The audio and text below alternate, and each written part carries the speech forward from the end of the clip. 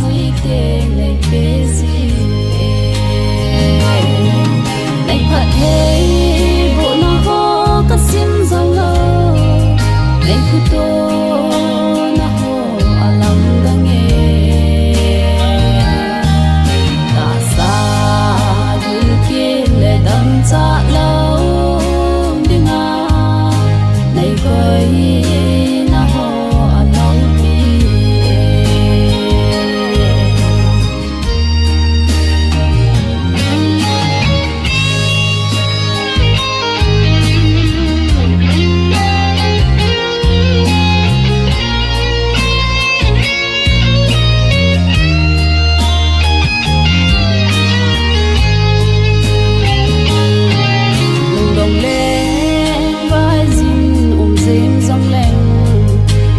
thấy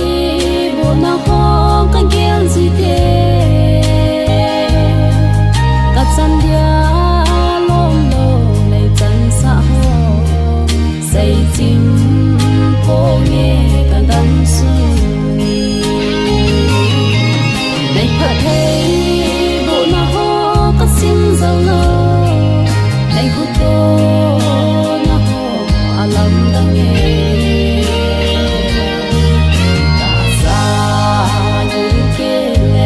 xa lâu tiếng à ngày quay na ho lâu đi ngày phật thấy bộ na ho cắt sim dầu lơ ngày khu tô na ho lòng đang nghe ta xa những kia lệ đâm xa lâu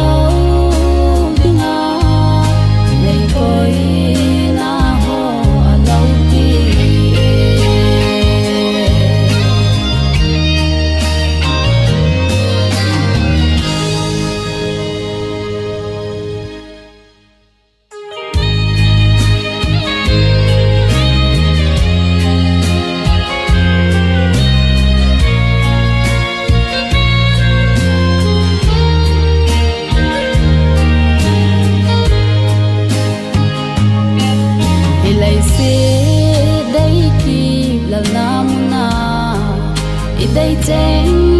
xì sông ai kim thầy phố nên là bữa cay cô mà tao gì thế bữa cay gì in đây ai biết gì này phật thế bộ nó ho cắt sim dòng lơ này cứ tô nó ho à lòng đang nghe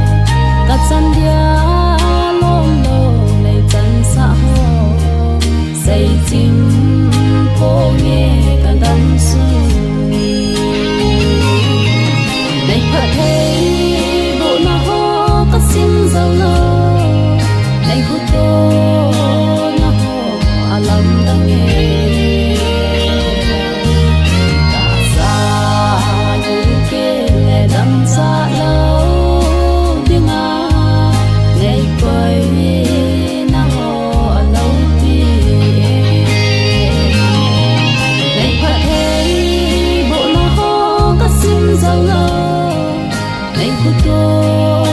na ho alam dange ta sa hin ke le dam cha la